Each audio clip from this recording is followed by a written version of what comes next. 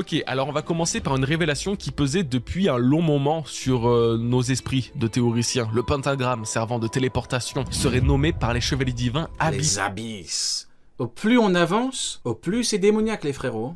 Et il semble avoir besoin d'une marque en particulier pour l'utiliser et passer à travers. Tout d'abord, si on prend la signification d'abysse, c'est purement et simplement le vide. Voilà, c'est un gouffre sans fond, une fosse qui semble ne pouvoir être remplie ou même visitée. Donc je trouve vraiment intéressant que le terme associé au pouvoir démoniaque absolu du Gorosei et des chevaliers divins se trouve être le vide, alors que dans la review du chapitre 1138, celui dévoilant la fresque qui a retourné internet, je prenais du temps à vous expliquer que dans le texte du troisième monde, le vide qu'il y avait dans le chaos était une métaphore pour représenter Imu après la fin du monde. Car lorsque Imu s'exprime, il dit mu, et mu représente dans le bouddhisme zen le rien, le vide absolu. Aujourd'hui, ce chapitre...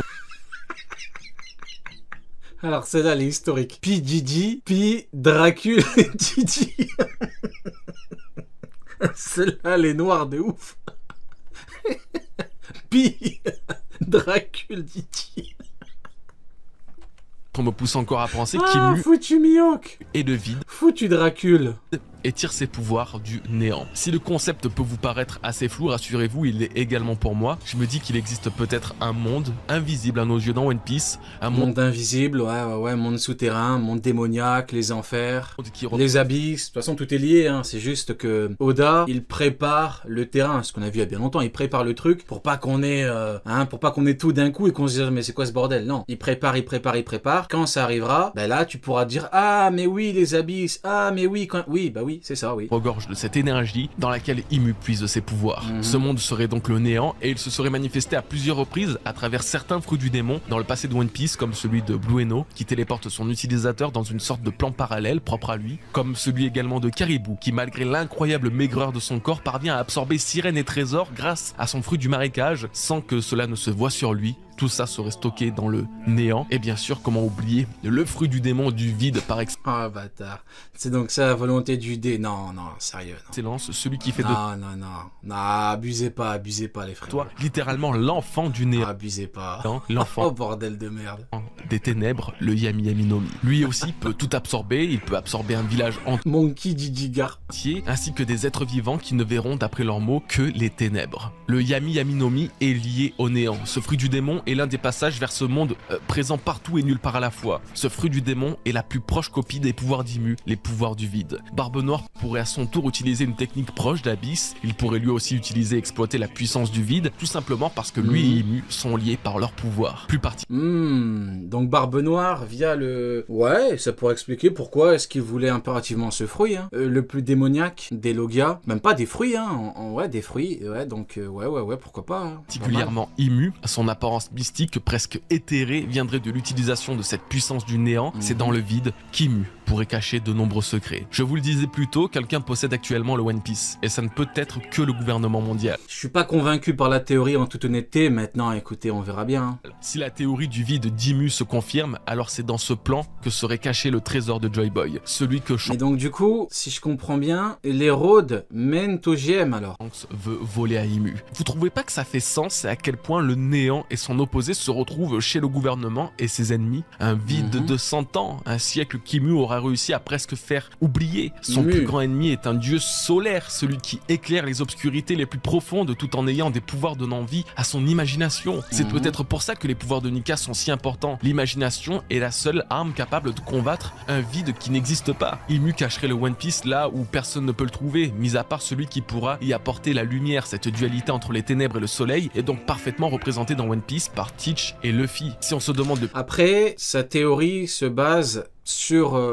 Shanks qui dit en gros le OP, je vais le dérober, je vais le... c'est le seul qui a remarqué que ce kanji pouvait dire ça. Donc bah écoutez, j'irai regarder après, peut-être. Hein. Après bon, est-ce que c'est suffisant pour dire que Mu, on va l'appeler Mu maintenant, pour dire que Mu a le OP, c'est compliqué. Si vraiment il a raison et que c'est dérober le OP... Toutes ces années, qui de Teach ou de Imu sera l'adversaire final de Luffy? La réponse est peut-être aussi sous nos yeux. Ce sont les deux. Ils sont tous les deux le barrage final du dieu soleil. Je vous jure, le chat, Didi, Dwagby, Vasco Chiot, garde, va te faire foutre. frérot, va te faire foutre. Vas-y, tu sais quoi, vas-y, allez, casse-toi de là. Allez, présentant à la fois les concepts mais du frérot, guide, ça n'a aucun sens. Le message n'a aucun sens. Gigi, Dwagby, Vasco Chiot, Garp. Ça n'a aucun sens, frérot. C'est quoi le message derrière? Non, mais il est fou. du chaos et Il y a qu'ici qu'on verra ça. Mais les frérots de Prime, il faut câbler. néant. On touche au but, c'est sûr. Après avoir parlé de cette théorie un peu deep, c'est le cas de le dire, Je vous jure, il a jeté un sort là. Il a invoqué un mec du Gorosei là. intéressons-nous à la fameuse Il marque a invoqué Saint-Somas là. Ya, Mind Général. nécessaire pour passer à travers ce cercle démoniaque, puisqu'apparemment ceux ne la Seuls les porteurs de la marque sont autorisés à traverser les abysses. possédant pas ne pourront pas être téléportés. Ça confirme Ok, Gigi. que seuls certains élus peuvent être téléportés et qu'ils doivent être marqués par un pouvoir qui ne vient pas d'eux, mais qu'ils ont quand même en commun. Gunko a beau avoir invoqué ce cercle, elle n'est pas la seule à l'avoir fait, comme l'a Quelqu'un vient d'apparaître. prouvé Saturne sur Egghead. Abyss est un pouvoir conféré à tout le Gorosei et au Chevalier Divin, très probablement par Ymir. Je vous jure, le pire, hein, c'est que le message du frérot Gigi, Dwagby, Vasco Shotgar, il m'a arrobase. Comme si c'était un message important. Il m'a arrobase. Normalement, je suis en train de liver, frérot, tu vois, je suis en train de parler. Je suis en train d'écouter et de parler. Quand tu m'arrobas, c'est que t'as un truc de fou à me dire, tu vois. Tu me dis, wow, regarde ce qui s'est passé. C'est quoi? C'est Gigi, frérot, Vasco Chiot, je sais pas quoi. Cette marque, on en parlait avec Nina, pourrait être ainsi le symbole de la marque de la bête dans les histoires bibliques. C'est un symbole imposé par une bête, donc Satan, qui serait ici immu, sur la main ou le front pour prouver son allégeance au démon. Ce qui est intéressant et qui colle davantage avec l'idée qu'Oda s'est inspiré de cette marque. Ouais, c'est tout ce qu'il dit là, tout ce qui est démoniaque et tout, ça fait des années qu'on l'annonce. Hein. Donc il y en a peut-être qui seront surpris, ils se disent ouah, comment ça, des démons, c'est trop maléfique. Oh, ça fait un moment qu'on est au courant que c'est là où OP allait aller. Hein. qu'on dit que quiconque porte ce sceau sera frappé par la fureur divine. Scène qui pourrait Divine, démoniaque, maintenant il y en a pour tous les goûts, pour toutes les sauces. totalement correspondre à Saturne. À l'époque c'était quand on avait le malheur de dire démoniaque, oh comment ça démoniaque? Bah ouais démoniaque, ah maintenant tu t'es hein. Ah maintenant tu dis Ishiroda. Oh Ishiroda il a son prime. Ah bah oui il a son prime. Ah, wow t'as vu le prime? Se faisant tuer par T'as vu le prime? malgré la distance qui les séparait. Maintenant, concernant l'emplacement et l'apparence de cette marque mentionnée par les chevaliers divins, j'ai remarqué une chose sur le bras gauche de tous ces chevaliers. Tous ont un élément distinctif comme un blason sur un brassard. Sommers, ou du moins Sommaz, je sais pas exactement. Maintenant ça a pris Satan. Le bâtard.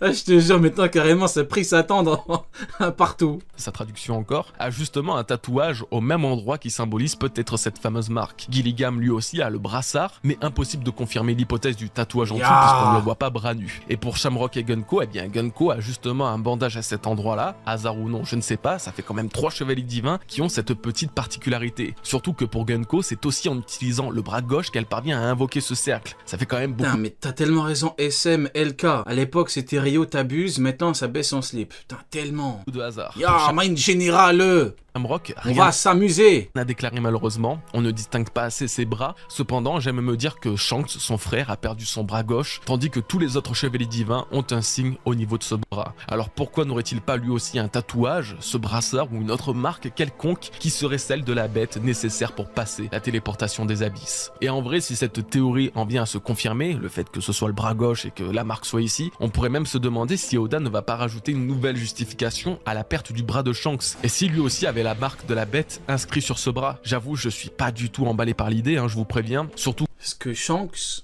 avait la marque sur son bras depuis sa naissance du coup, hein.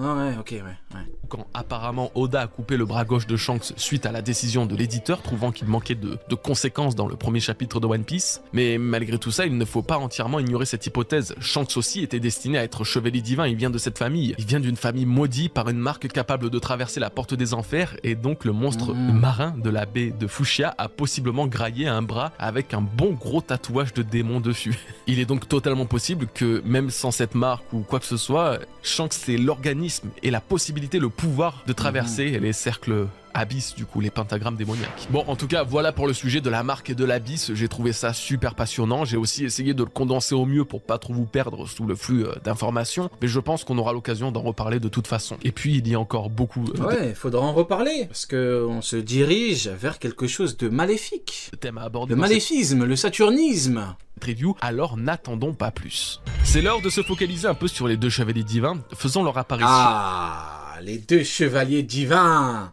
Vas-y, je vais arrêter avec mon accent, vas-y. J'arrête.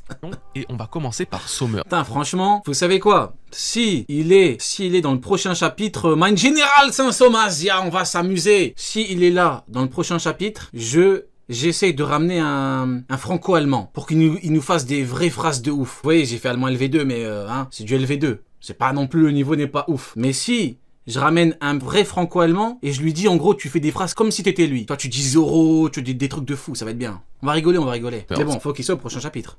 Bon alors je vais pas faire le mec, j'ai pas grand chose à dire sur lui, hein, très clairement. Dans sa tenue complète, il a vraiment aussi un air de... Oh là là là là. C'est terrible. Hein. Ah, c'est terrible. Hein. Douglas, avec une épée, les cheveux attachés, différemment. Ouais, des cheveux plus courts. Ouais, mais après, c'est un colosse. Hein. Oh, c'est un colosse. Ah, Bullet aussi, c'est très germanique, non? Ja, mein Général Douglas. Allemand, Douglas Bullet. Douglas Bullet, là, de Stampede, là. Et pour l'instant, impossible de savoir quels sont ses vrais pouvoirs. La garde de son épée semble avoir des ronces et il porte une rose Akainu ist der große Schweiße sur son costume, alors peut-être que son pouvoir est... Ouais, c'est allemand. Ah bon, on est d'accord. Ah ouais, ça colle, hein. Franchement, on dirait qu'Oda, il a un petit peu calqué. Il s'est inspiré de la dinguerie qu'il avait fait avec Douglas Bullet. Ouais, franchement, j'aime bien. Au monde végétal, ce qui ferait un parallèle à Jupiter, qui lui est un bon gros ver de terre bien dégueulasse. Du coup, il aurait les pouvoirs des ronces, des racines, genre un truc à la Ryokugyu, mais un peu plus piquant et dangereux. Ou alors, et tout comme Shamrock, c'est son épée qui possède un pouvoir, lui en a encore un autre, ce qui sera le cas pour... Ah, moi, il me hype de fou. Ça fait longtemps qu'on n'avait pas eu une telle nouveauté. Et là, il est pas attaché comme Loki. Là, c'est... Non, c'est bien. On mange. En ce moment, on mange vraiment bien. Hein. Tous les chevaliers divins, finalement, redoublant leur dangerosité et leur puissance. On passe désormais à Gilligan. Ah non, c'est fini avec Mein Général. Ah, dommage. Il a pas grand chose à dire, il a dit sur lui. Dommage. J'aurais bien aimé le voir un peu plus. Il sera beaucoup plus facile à cerner puisqu'il apparaît déjà dans sa forme Zoan et qu'il s'agit purement et simplement d'un Kirin, d'un Kirin. Alors ça m'a fait rire quand j'ai vu ça parce que c'est genre la première théorie que j'avais eue sur le fruit du démon de Yamato. Alors ça tenait bien pour le coup, hein, mais vous connaissez votre gars, une théorie bonne pour 52 fausses. Bon alors ce qui est intéressant chez Gilligan, au-delà d'avoir le pouvoir de cette il se tire dessus normal. Créature mythique chinoise mélangeant le dragon, le cerf et le cheval, c'est qu'il est le seul, avec Luffy et Yamato, à avoir un Zoan éveillé avec de la fumée blanche. Ouais, que ce soit Lucci ou le Gorosei, aucun Zoan n'avait encore montré cette couleur de nuage. Pas même Kaku, pardon, je l'avais oublié, excuse-moi mon ref. Alors, est-ce que ça veut dire qu'il n'est pas si mauvais que ça, même pour un chevalier divin? Je vous dis pas ça par hasard, hein. Le Kirin est une bête sacrée, mais surtout extrêmement positive. Ouais. Alors oui, elle peut faire surgir les éclairs et cracher du feu, mais ce n'est qu'un détail ça. Son apparition... En vrai, un détail ou pas, hein. Un détail ou pas. Peut-être qu'il va utiliser des techniques en lien avec la foudre, c'est pas, hein. Est un signe positif pour le monde et la paix. Donc je me suis dit, ok, ça justifierait pourquoi la fumée de son Zoan est blanche, ça symbolise le bien. Voilà. Mais vu que c'est un chevalier divin, il représente également le mal, n'est-ce pas? C'est un méchant, un antagoniste. Alors peut-être que lorsqu'il s'énerve, lorsqu'il devient fou ou qu'importe, la couleur de son nuage change pour passer du clair. Attention, à crier en allemand, ça peut prêter à confusion. Qu'est-ce que tu racontes? Ja, mein Général, qu'est-ce que tu racontes? Sale merde! Au sombre, comme les démons du gros. Je rigole, vas-y. Allez, les frérots, on termine la vidéo là. Lucci, Kaku ou encore Cerbère de la lame de Shamrock. Parle de Cerbère un petit peu là. Qu'il en soit, rien ne confirme qu'il possède vraiment un fruit du démon. Lui aussi, hein, encore une fois, il faut se méfier de tout, surtout quand Shamrock dit à la fin de non pas utiliser leur fruit du démon pour transformer ça en jeu, mais utiliser leur pouvoir. Ok, alors maintenant j'aimerais passer à la suite parce que les chevaliers divins, là ça va 5 minutes, mais bon, on va pas non plus en écrire une disserte alors que ils ne montrent rien pour l'instant. Ah ouais, il aura chié dessus là les chevaliers divins. Ah ouais là, pour parler de tout ce qui est démoniaque et tout, oui, les chevaliers divins, il est pas trop, ça va pas trop hypé, hein. Seront bien plus intéressants dans les prochains chapitres. Moi, ce qui m'intéresse, c'est tout autre chose. Je ne sais pas si c'est Gilligan ou Somers, mais l'un d'eux là... Gilligan ou qui? C'est tout autre chose. Je ne sais pas si c'est Gilligan ou Somers... Mais l'un d'eux... Allez, j'arrête. Là, a posé une question qui me turlupine. Tu veux une question le turlupine. On aille faire un tour sur la tombe d'Harald. Ah, voilà. Ouais. Ça, pour le coup, c'est vachement bizarre. Genre, quel intérêt pour eux d'être invoqués ici et d'aller sur la... Pour parler de Loki égale Pluton. Il y a du monde, mais pas pour Mein Général. Tombe du roi d'Elbaf. Est-ce pour piller son cercueil et récupérer un potentiel trésor en Ah, vas-y, la cross guild, ça va être n'importe quoi. Faut que je me calme parce que sinon, je vais dire n'importe quoi. pendant 2 heures. Avec lui, est-ce que l'un des chevaliers divins a une sorte de pouvoir de nécromancie capable d'invoquer les morts? Est-ce qu'il voulait peut-être récupérer de l'ADN du roi Harald, lui qui possède du sang d'anciens géants? Je vais pas aller plus loin, je me fais probablement des films pour rien. Bah, ils ont rien fait pour l'instant, c'est dur de sortir 4 pages. Ouais, non, en vrai, je rigole, hein, bien sûr. Il a pas grand chose à dire sur eux, il y a pas grand chose. C'est on connaît pas leur fruit, enfin, on connaît pas le fruit de l'autre. Pour l'instant, ils ont fait que parler, ouais, bien sûr. Ah, bien mais sûr. voilà, j'ai trouvé leur remarque bizarre, ça ne mènera sûrement à que dalle, mais je Faut pas croire que je lui chie dessus, hein. Peut-être que dans le ton, on dirait que je lui chie dessus. Non, je rigole. préférerais vous en parler, peut-être que vous aurez une Ou pas. Ya. meilleure idée que moi. On arrive enfin à l'un des derniers sujets finalement, le kidnapping On va kidnapper les gamins et les amener sur la Terre Sainte. des enfants et le jeu des chevaliers divins. Dans les dernières reviews, je vous expliquais le rôle de Coron et de Gaban dans cette histoire. Maintenant, on va essayer de comprendre l'intérêt d'un tel événement et tout ce que ce nouveau chapitre peut annoncer, en fait. Comme le laisse sous-entendre Shamrock, ce kidnapping à grande échelle permettrait d'utiliser la détention de 6 jeunes enfants comme moyen de chantage vis-à-vis des géants et surtout de Loki. Ils se plieront. Moi, franchement, bon, on en parlera après, mais franchement, je vous jure, hein, le plan, comment il pue la merde. Oh là là là là, mais comment il pue la chiasse, ton plan. Kidnapper des enfants, les ramener à Marie-Joise, mais qu'est-ce que c'est que cette merde?